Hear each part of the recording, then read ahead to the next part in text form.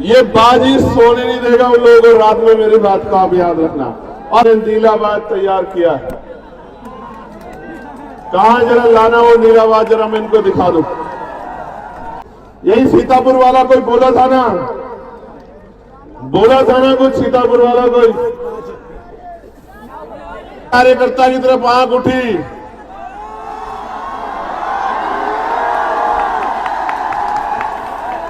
मेरे एक कार्यकर्ता की तरफ आंख उठी तो इस बार हरदोई पैदल आऊंगा, मेरी बात को याद रखना। सरकार को चैलेंज किया है कि अगर 72 घंटे में उन पे अपराधियों पे कार्रवाई नहीं हुई तो मैं पैदल ही ग्वालियर के लिए निकलूंगा और किसी कीमत पे पीछे हटने वाला नहीं हूं। क्यों लगा कि 3.5 लाख रुपए ग्राउंड के लिए हमारे भाइयों को देने पड़े, एक एक पैसा जुटा के 3.5 लाख रुपए खर्च करने पड़े, 3.5 लाख रुपए। और क्या क्या नहीं करना पड़ा और क्या क्या हो रहा है हम सब देख रहे हैं। लेकिन मैं हरदोई में खड़े होकर कह रहा हूं, अधिकारी कर्मचारी मेरी बात को भाई सुन लेना। अगर मेरे एक कार्यकर्ता की तरफ आंख उठी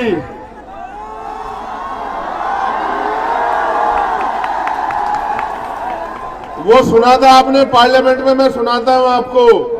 मैं कहना नहीं चाहता था क्योंकि उनको मैं इतनी गंभीरता से नहीं लेता, लेकिन मैं ये कहना चाहता हूं कि लोकतंत्र है। अगर मेरे एक कार्यकर्ता की तरफ आंख उठी तो इस बार हरदोई पैदल आऊंगा, मेरी बात को याद रखना। बड़े बड़े बिल्डिंग वाले जो सत्ता के साथ बदल जाते हैं उन नेताजी के कान में बता देना, मुकाबला बिकाऊ लोगों से नहीं है, मुकाबला टिकाऊ लोगों से है। ये बात उनको बता देना जरूर। बेटे ये बस बीच वाली व्यवस्था और करा दो, 15 मिनट में खत्म करूंगा। मैं समझता हूं कि बहुत भीड़ है, ये वाली करा दो बस धन्यवाद हो जाएगा आपका। वो सामने बस, फिर ठीक हो जाएगा।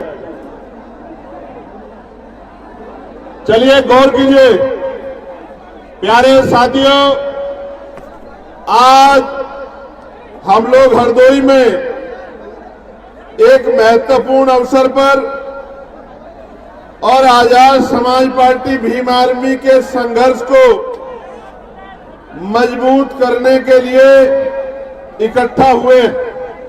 और सबसे पहले मैं बात करूंगा उस शासक पर जिसका लोहा 12वीं शताब्दी में पूरे देश ने माना था। बिजली जैसी तेजी से जो दुश्मन पर हमला करते थे, पलक झपकते ही स्थान बदल लिया करते थे। एक प्रहार से ही 10-10 लोगों के सर धड़ से अलग कर दिया करते थे। ऐसे महाराजा बिजली पासी को मैं नमन करता हूं। आपने आला उदल जी का नाम सुना होगा, और आला तो गाया भी जाता है, लेकिन आला उदल को हराने वाले महाराजा बिजली पासी के इतिहास को दबा दिया गया, गड्ढा में दबा दिया गया।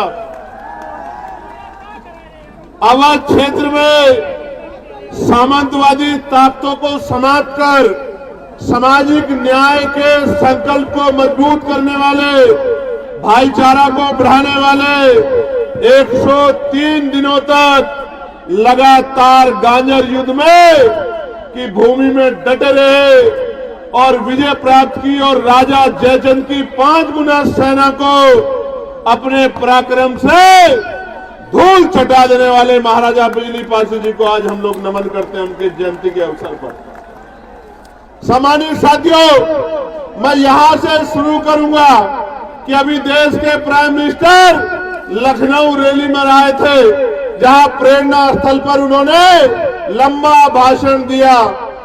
प्रेरणा स्थल पर खड़े होके और महाराजा बिजली पासी का नाम 10 बार लेने का काम किया अपने भाषण में। कितनी बार? 10 बार लेने का काम किया।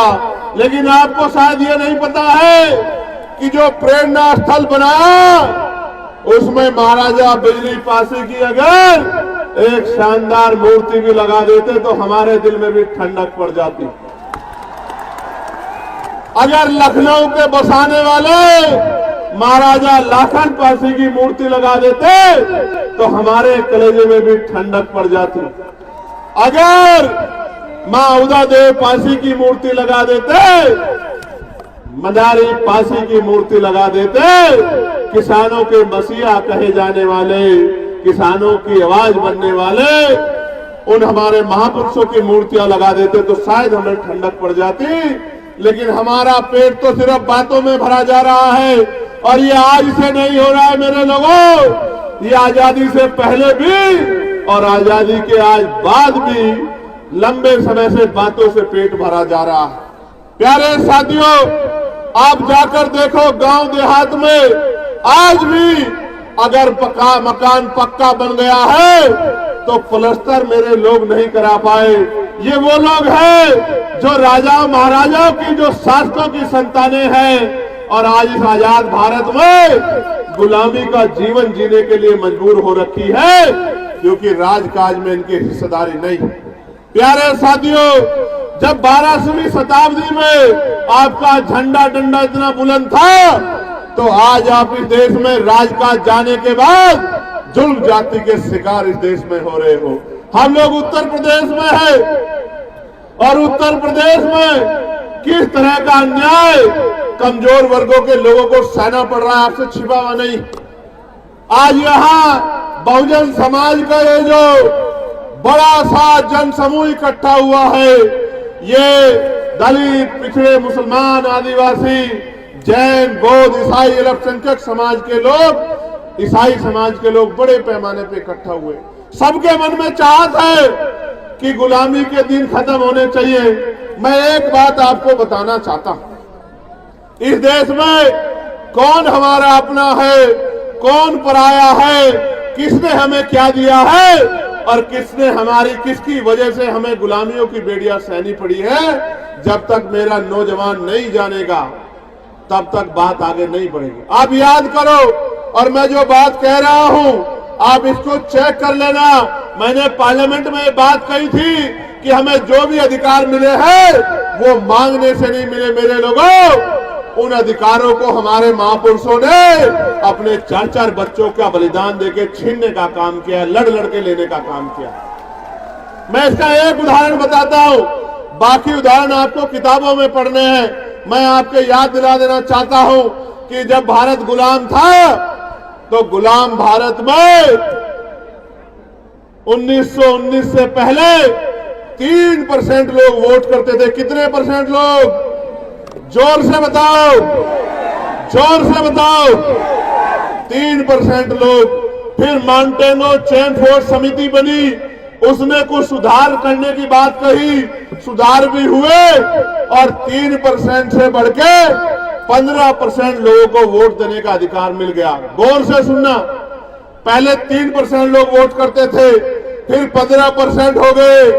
3 के बाद जो सुधार हुआ, उस सुधार में ये तय हुआ कि जिनके पास बहुत धन है उनको भी वोट का अधिकार मिलना चाहिए, जिनके पास जमीनें हैं, जमींदार हैं, उनको भी वोट का अधिकार मिलना चाहिए, जिनके पास जो टैक्स पेयर है, व्यापारी हैं, बिजनेसमैन हैं, उनको भी वोट का अधिकार मिलना चाहिए, जो बहुत पढ़े लिखे हैं उनको भी वोट का अधिकार मिलना चाहिए, और जो राजा महाराजाओं के परिवार से आते हैं उनकी पीढ़ियों को भी वोट का अधिकार मिलना चाहिए।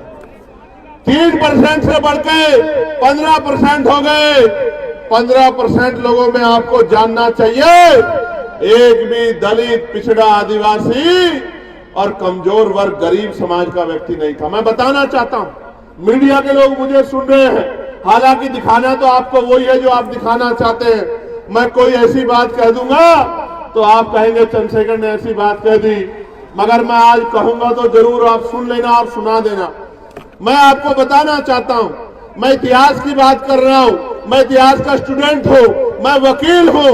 15% लोगों में देश को जानना चाहिए एक भी दलित, पिछड़ा, आदिवासी नहीं था। कौन थे? सामान्य जाति के लोग। कौन थे? सामान्य जाति के लोग। कौन थे? सामान्य जाति के लोग। और सामान्य में भी जो गरीब सामान्य थे वो भी नहीं थे। कौन थे? जो मजबूत, ताकतवर, पैसे वाले, संपन्न सामान्य जाति के लोग थे, वही वोट का काम इस देश में करते थे, वही वोट का काम इस देश में करते थे और उन्हीं के द्वारा सरकारें अंग्रेजों के राज में चुनी जाती थी। मैं आपको एक और जानकारी देना चाहता हूं। मेरी माए बहनें बहुत बड़ी पैमाने पे आई हैं अपने बच्चों को आशीर्वाद देने। मैं आपको बताना चाहता हूं, एक भी महिला को किसी भी जाति, किसी भी धर्म की हो, वोट डालने का अधिकार भारत में नहीं था। ये वोट का अधिकार कैसे मिला, किसने दिलाया? ये वोट का अधिकार 1919 के बाद बाबा साहब अंबेडकर ने बहिष्कृत हितकारिणी सभा बना के और मेमोरेंडम दिया और उस मेमोरेंडम की जांच करने साइमन कमीशन आया और साइमन कमीशन की रिपोर्ट के आधार पर गोलमेज कॉन्फ्रेंस हुआ और उस गोलमेज कॉन्फ्रेंस में बाबा साहब अंबेडकर ने आपको, मुझे और मेरे जैसे करोड़ों लोगों को वोट का अधिकार दिलाने का काम किया। देश की हर महिला को वोट का अधिकार दिलाने का काम किया। इसलिए समझो, ये वोट हमें मांगने से नहीं मिली मेरे लोगों, मेरे भाइयों, मेरे बड़े अभिभावकों, मेरी माँ, मेरी बच्चियों, मेरी बहनों, मेरी दादियों, चाचियों, ये वोट का अधिकार बाबा साहब अंबेडकर के 4-4 बच्चों की कुर्बानियों से मिला है। मेरी बात को आप याद रखना। और आज SIR के जरिए मुख्यमंत्री जी ने कहा 4 करोड़ वोट कट गए हैं और अब जब SIR का आंकड़ा आया तो 2 करोड़ 89 लाख लोगों का वोट कट गया। 2 करोड़ 89 लाख लोगों का वोट कट गया। मैं ये पूछना चाहता हूं कि अगर 4 करोड़ वोट की बात मुख्यमंत्री ने कही तो मुख्यमंत्री ने झूठ बोल के प्रदेश को गुमराह क्यों किया कि 4 करोड़ वोट कट गए हैं? और अगर 4 करोड़ वोट कटे थे तो ये 1.25 करोड़ वोट किसके हैं जो बढ़ाए गए हैं चुपचाप पिछले दरवाजे से? इसका जवाब उत्तर प्रदेश की सरकार को देना चाहिए। प्यारे साथियों, ये वोट का अधिकार है तो आपकी गलियों में बड़े बड़े महले वाले, बड़ी बड़ी गाड़ियों वाले, बड़े हेलीकॉप्टर वाले, बड़े बड़े कुर्तों वाले, जिनको आपसे बदबू आती है तो वो आपके भी मोहल्लों में आ जाते हैं, आपकी गलियों में आ जाती है।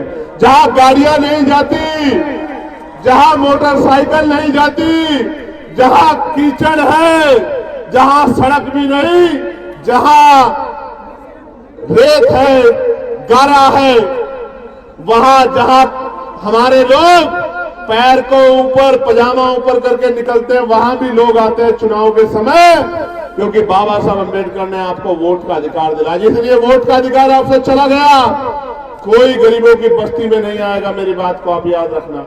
अभी बांग्लादेश में दीपू दास की पीट के हत्या कर दी जला के।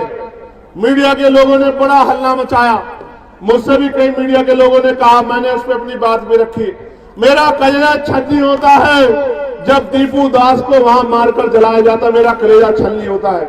लेकिन इस भारत के कोने कोने में जब हर जिले में किसी भी दीपू दास को रोज मारा जाता है तो भी मेरा कलेजा छलनी होता है। तब मीडिया का कलेजा छलनी नहीं होता, तब इन नकली नेताओं का कलेजा छलनी नहीं होता, तब भी मेरा कलेजा छलनी होता है। आप क्या जानो मेरे दर्द को?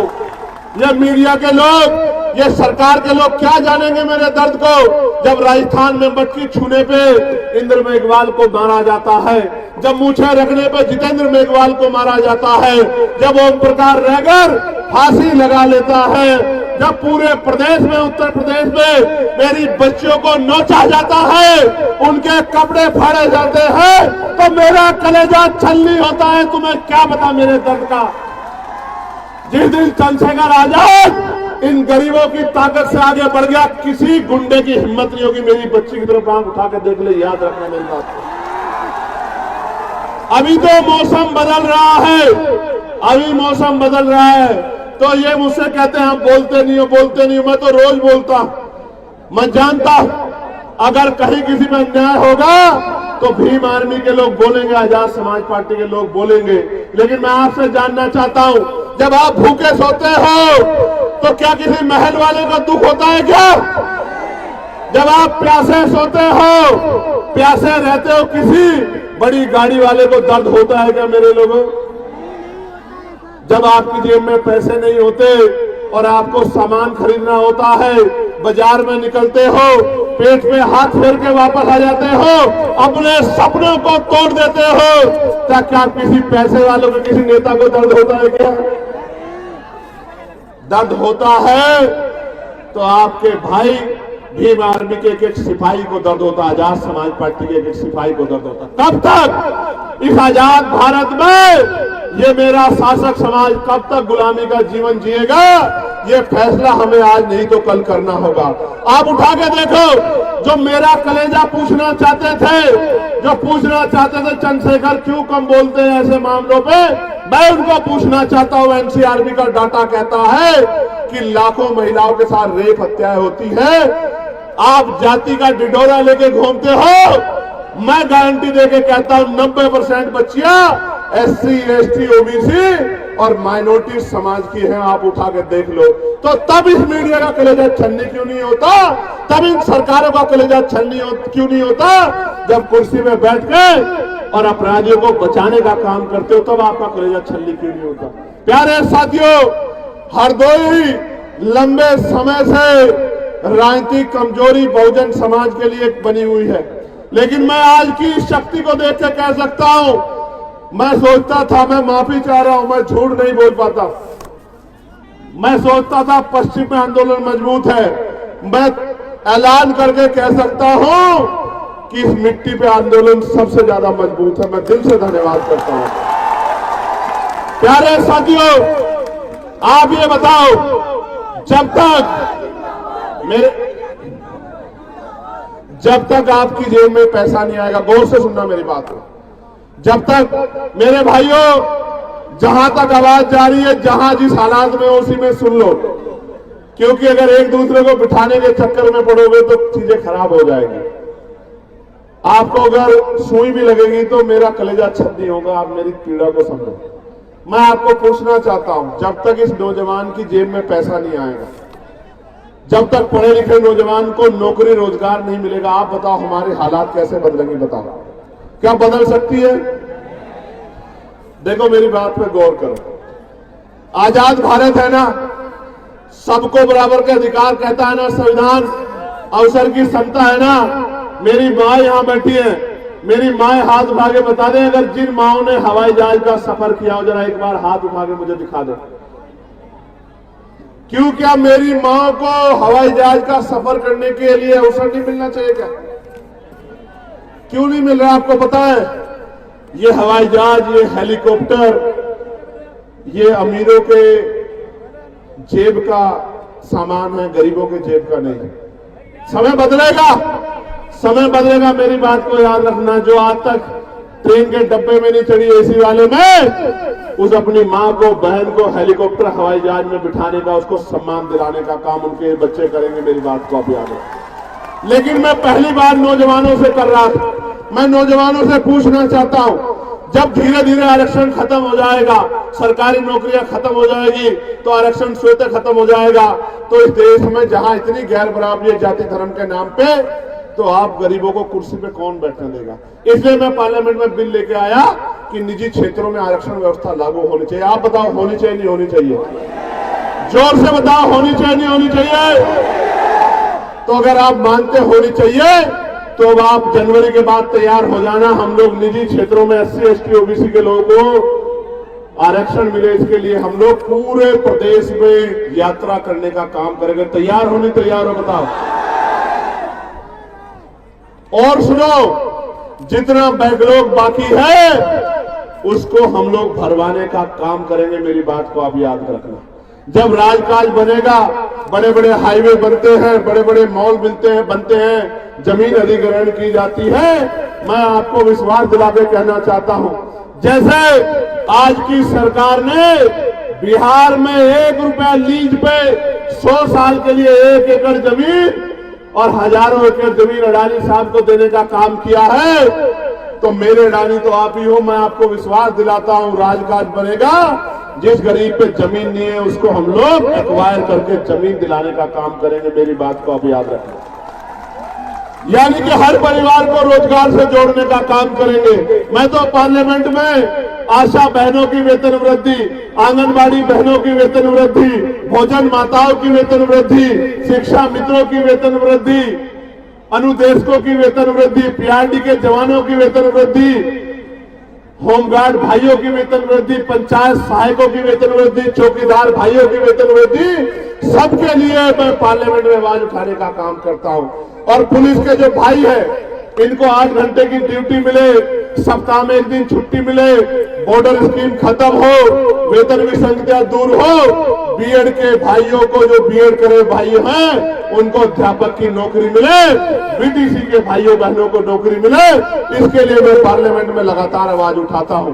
लेकिन जब हमारी संख्या कम है, जब मैं आवाज उठाता हूं तो वो सोचते हैं इस आवाज को दबा दिया जाए। कोई अधिकारी मुझे फोन करके कहता है कि आपकी संस्था छीन लेंगे।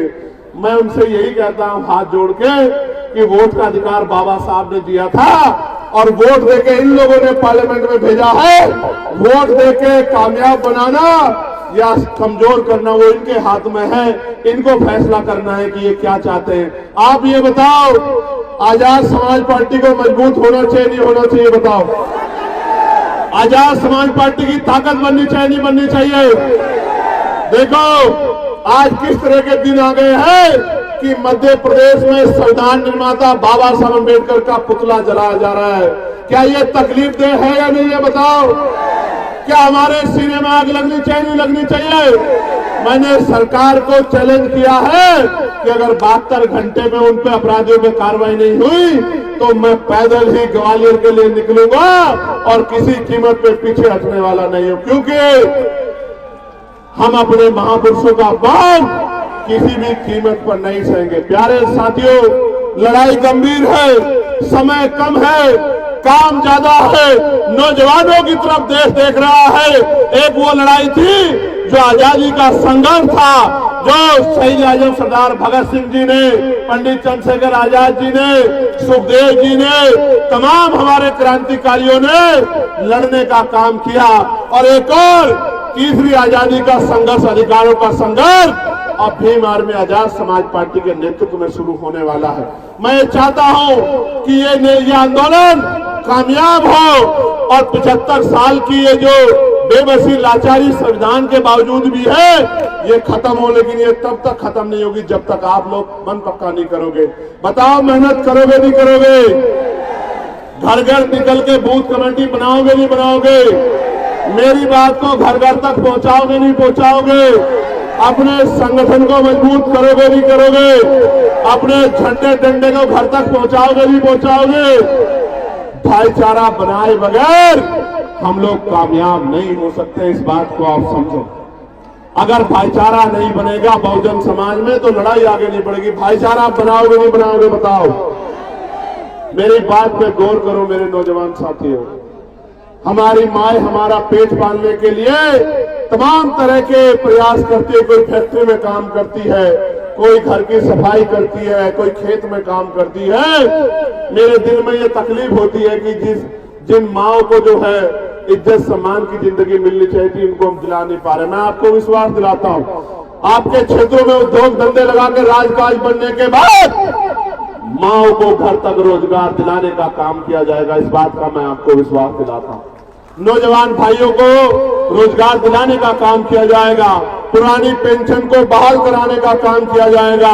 SC ST OBC के कर्मचारियों को प्रमोशन रिजर्वेशन दिलाने का काम किया जाएगा और गरीबों के आंखों आंसू पूछने का काम किया जाएगा। लेकिन ये तभी संभव है जब आप सड़कों पे, तो मैं आपकी क्षमता को देखता हूं, मोटरसाइकिल दौड़ाते हैं खूब। मैं डरता हूं किसी को चोट ना लग जाए। कोई मां ये ना कहे कि मेरे बच्चे को चोट लग गई, मेरे भाई को चोट लगी, मुझे तकलीफ होगी। लेकिन मैं आपसे आग्रह करता हूं, बहुत समझदारी से आया जाया करो।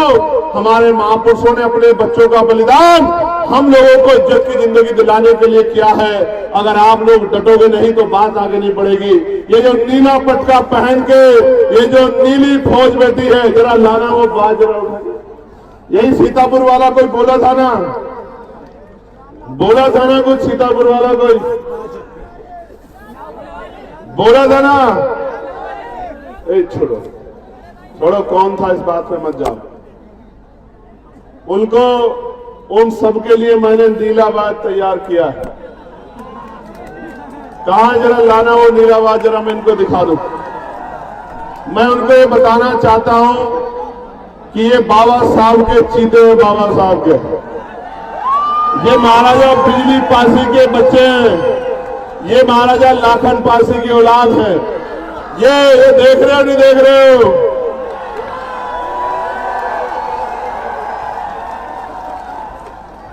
ये बाजी सोने नहीं देगा उन लोगों को रात में, मेरी बात को आप याद रखना।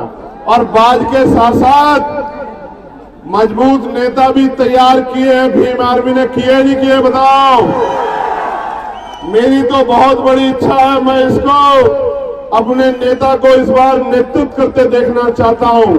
मैं पार्टी में इनकी सिफारिश करूंगा कि पार्टी इनको मौका दे और मैं भी इनके चुनाव में यहाँ काम करने के लिए आऊं और हमारा शहर विधानसभा जाए। मेरी तो दिली इच्छा इस बार ये है, लेकिन ये तभी संभव होगा जब आप लोग मेहनत करोगे। करोगे नहीं करोगे? यहां से जाके काम करोगे नहीं करोगे? बूथ कमेटी बनाओगे नहीं बनाओगे? भाईचारा कमेटी बनाओगे नहीं बनाओगे? घर घर जाके मेरी बात को पहुंचाओगे नहीं पहुंचाओगे? अन्याय के खिलाफ लड़ाई लड़ोगे नहीं लड़ोगे? एक आखिरी बात आपको कहना चाहता हूं, और ये मेरी बात कहूं या नहीं बताओ? जब आप दोनों हाथ उठाओगे तभी कहूंगा, उससे पहले नहीं कहूंगा। अभी दोनों हाथ नहीं उठ रहे हैं सब लोग, उधर वालों के नहीं उठ रहे हैं, उधर वालों के। अच्छा ठीक है, उठा लिए। जो नौजवान पढ़ रहा है, पढ़ाई कर रहा है, मैं आज अपने इस भाई को विश्वास दिलाता हूं, वो पढ़ाई करे, पढ़ाई लिखाई में अपने आप को पीछे ना रखे, वो कोई काम ना करे, वो मीटिंग में ना जाए, वो बूथ कमेटी ना बनाए, कोई बात नहीं, चल जाएगा। लेकिन मैं उसको कहना चाहता हूं, उसकी माँ उसके पिता अपना पेट काट काट के उसको पढ़ाने के लिए लगा रहे हैं। मैं उससे कहना चाहता हूं मेरे नौजवान भाई से, वो खूब पढ़ाई करे, खूब बेहतर पढ़ाई करे, ज्ञान में किससे पीछे ना रहे और आने वाले कल में समाज का नेतृत्व करे। निकम्मे नेताओं की जरूरत इस कमजोर समाज को नहीं है, इस कमजोर समाज को मजबूत नेताओं की जरूरत है। और ये आज का युवा कल का नेतृत्व करता बनेगा, लोकसभा विधानसभाओं में कमजोरी की आवाज बनेगा। आज मैं वहां अकेला बोलता हूं, अगर आपने 5-4 मेरे साथ भेज दिए होते तो पूरी पार्लियामेंट में जय भीम का नारा गूंजा करता। मेरी बात का याद है। अभी भी आपकी आवाज कमजोर तो नहीं है पार्लियामेंट में? बताओ, कमजोर तो नहीं है? अब इसको मजबूती देने का काम 2027 में और तीसरे पंचायत चुनाव में आपको करना है। बताओ, तीसरे पंचायत चुनाव में ताकत दोगे नहीं दोगे? बताओ बताओ, जिला पंचायत के सदस्य बनाओगे नहीं बनाओगे? किसी दूसरे के चक्कर में तो नहीं आओगे? पक्का? किसी के बहकाव में तो नहीं आओगे? स्वाभिमान सम्मान को मजबूत करोगे नहीं करोगे? घर से निकल के काम करोगे नहीं करोगे? बहुत बहुत धन्यवाद आज की सभा को